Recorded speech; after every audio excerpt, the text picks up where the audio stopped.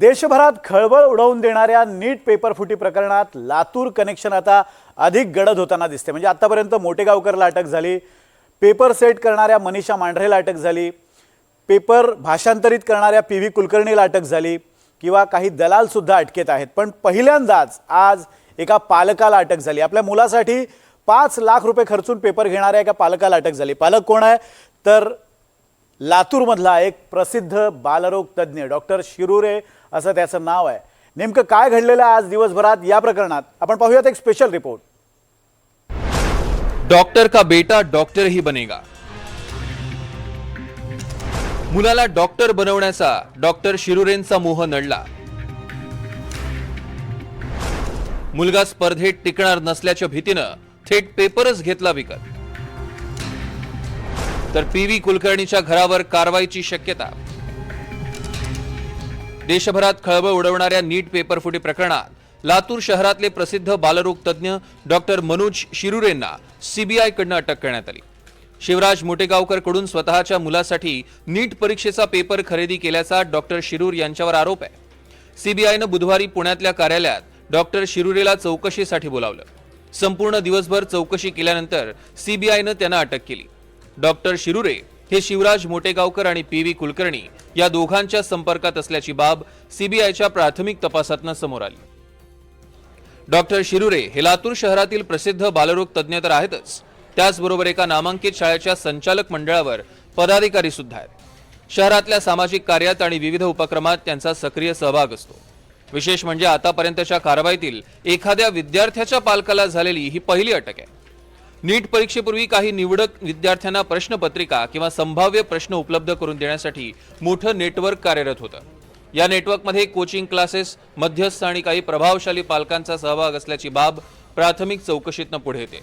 त्या अनुषंगानं काही डॉक्टर तसंच शिक्षण क्षेत्राशी संबंधित व्यक्तींचे आर्थिक व्यवहार, कॉल रेकॉर्ड्स आणि परस्पर संपर्क तपासले जात आहेत। नीट पेपर फुटी प्रकरणी काल लातूरमधून सीबीआयनं एकाला ताब्यात घेतलं आहे। हेच ती बिल्डिंग आहे ज्या ठिकाणी सिद्धिविनायक रुग्णालयाचे मनोज शिरुरे हे या ठिकाणी आपलं त्यांचं हे क्लिनिक आहे। त्यांच्यावर जे आहे ते सीबीआयनं 2 दिवसापासून त्यांची चौकशी केल्याची देखील माहिती समोर येत आहे आणि काल त्यांना पुणे येथे हजर राहण्यासाठी देखील सांगितलं होतं। पोलिसांकडून त्यांच्याकडून चौकशी सुरू असल्याची देखील प्राथमिक माहिती समोर येत आहे। खरं तर या ठिकाणी मोटेगावकर याला देखील अटक करण्यात आली होती, त्या अगोदर कुलकर्णी याला देखील अटक करण्यात आली होती। या सगळ्याचे धागेदोरे जे आहेत ते डॉक्टरांपर्यंत पोहोचल्याचं पाहायला मिळत आहे। यांच्यावरती आरोप आहे की यांनी हा पेपर विकत घेतल्याची जी आहे ती संशय सीबीआयला होता आणि त्यातूनच हे सगळी जी आहे ती कारवाई सीबीआय कडून होताना पाहायला मिळते। पण फक्त डॉक्टर शिरुरेच नव्हे तर लातूरमधील आणखी काही डॉक्टरांची नावंही समोर येण्याची शक्यता वर्तवली जाते। या सगळ्या प्रकारानंतर आता सर्वसामान्य विद्यार्थ्यांच्या पालकांनी तीव्र संताप व्यक्त केलाय। अनेक विद्यार्थ्यांच्या मेहनतीवर पाणी फिरल्याची भावना व्यक्त केली जाते। 2 लाख रुपये फीस घेऊन आता पण केला। माझ्या भाच्याचं वाटोळं झालंय। आता मी या ठिकाणी आत्महत्या करणार आहे। ओम पाटील माझ्या भाच्याचं नाव आहे। मी त्यासाठी 2.5 लाख रुपये भरलोय। आता हे अर्ध्यात बंद पडल्यावर कुठं जायचं?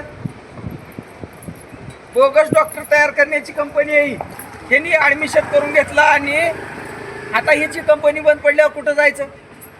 दरवर्षी हे असंच फसवेगिरी करून नेटमध्ये सगळ्यात जास्त माझा रिझल्ट जास्त लागतो म्हणणारा हरामखोर आहे। दुसरीकडे नीट पेपरफुटी प्रकरणातला अटकेतला आरोपी पी.व्ही. कुलकर्णींच्या बीडमधल्या बांधकामाधीन घरावर कारवाईला सुरुवात झाली आहे। बीडमधल्या वडिलोपार्जित घराचा पुनर्विकास करून कुलकर्णी तिथे एक टोलेजंग इमारत उभारतोय, पण बांधकामाबाबतचे आवश्यक निकष पाळले गेले नसल्याचं सांगत नगरपालिकेनं या इमारतीला कारणे दाखवा नोटीस बजावली आहे। सध्या देशभरात गाजत असलेल्या नीट पेपरफुटी प्रकरणाचे धागेदोरे कुठेतरी बीडमध्ये असल्याचं देखील समोर आलं आहे। पी.व्ही. कुलकर्णी यांचं हे निवासस्थान आहे। हे निवासस्थान जे आहे ते कुठेतरी याचं बांधकाम सुरू आहे। कुठल्याही परवानग्या जे आहेत त्यांनी काढलेल्या नव्हत्या। आता जे आहे नगर परिषद प्रशासन जे आहे कुठेतरी ॲक्शन मोडवर आल्याचं चित्र बघायला मिळत आहे। आताच नुकतीच या जागेची मोजमापणी देखील करण्यात आली आहे आणि या ठिकाणी अशा पद्धतीची एक नोटीस देखील बजावण्यात आल्याचं बघायला मिळत आहे। सर काय सांगा आणि ही नोटीस नेमकी काय आहे? आमचे कार्यालयीन प्रमुख माननीय मुख्य अधिकारी साहेब यांच्या आदेशानुसार सदर बांधकाम हे अनधिकृत असल्याचं दिसून आलं आणि त्यानंतर आम्ही MRTP ॲक्ट अंतर्गत 52, 53, 54ची नोटीस इथे बजावली आहे. फक्त एवढंच नव्हे तर आता या प्रकरणात बीडच्या RCC कोचिंग क्लासेसमध्ये शिकणाऱ्या अंबेजोगाईतल्या काही विद्यार्थ्यांच्या पालकांची चौकशीही सुरू झाली आहे. नीट पेपरफुटी प्रकरणात दिवसागणिक नवनव्या बाबी समोर येत आहेत. पण डॉक्टर शिरुरेंच्या अटकेमुळे पेपरफुटी प्रकरणात हाय प्रोफाईल लोक असल्याची बाब अधोरेखित झाली आहे. बीडहून आकाश सावंतसह विष्णू बुर्गे, NDTV मराठी, लातूर.